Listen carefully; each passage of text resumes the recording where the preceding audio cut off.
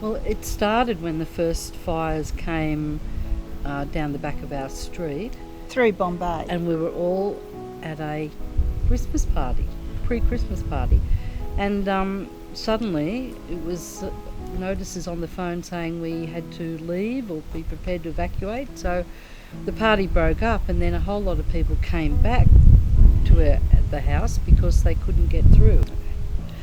I'm Helen. And I'm Bronwyn, and together we make up Winland House, and we had a small farm in the village of Braywood during the fires, and during that time we housed people and also quite a few animals. The roads were already blocked and they couldn't get home, so we did this quick sort of ring around between all the neighbours in our street to make sure that we could house everybody. Of course, everybody said, "Oh no, we'll be fine, we'll be fine." Yeah. And then about Not 10 o'clock that night, nobody was fine, and we suddenly got a few phone calls about, "Do you mind? I have to change I've got to come in." And so we had a full house. And so did our neighbours, who all shared. We all had full houses, and it was just lending a hand. You know, like people could essentially be homeless and they've got to escape from the fire, and we just held out our hand and said, "Yep, come along, we're here." You know, nothing's too much. So we had plenty of food. Wasn't anything major. We always have a full freezer and a full vegetable garden, so it was no problem to present some food for people. And a few spare beds and a few mattresses, and everybody just bunked down. Yeah. And that was the start of it, and it didn't really stop until the fires ended. What was it, like nearly 2.5 months later? The next thing we realised, because the fires went on so long, is that there was a need for one very important group of animals to be looked after, for people who were evacuating their homes because of the fires, and that was chickens. Yes, poultry. So it was interesting because we were already looking after. Some people had a couple of sheep, and some people had, some alpacas and different things, and we'd already offered our small paddock, our whole, tiny paddock.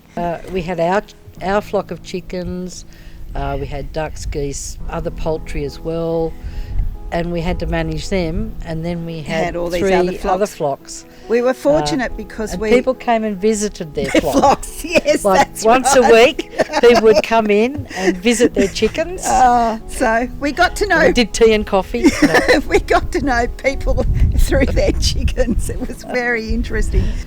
So it's important to remember that in a catastrophe, there is something we can all do.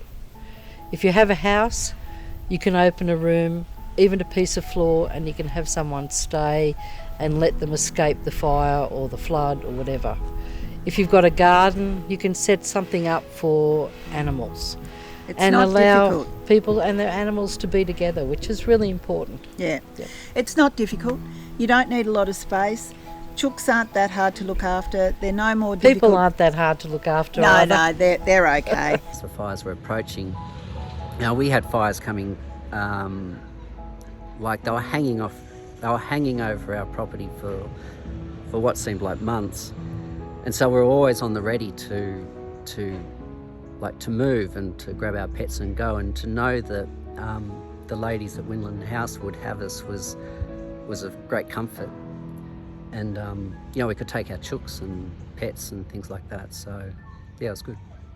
In a small town, you know most people, even though you're not friends. Yep. Ring them up and say, "Are you okay?" Yep, it's really important. Yeah, I just think we're all together, so we all have to live together. We're one big community. They say it takes, what do they say? They say it takes a village to raise a child.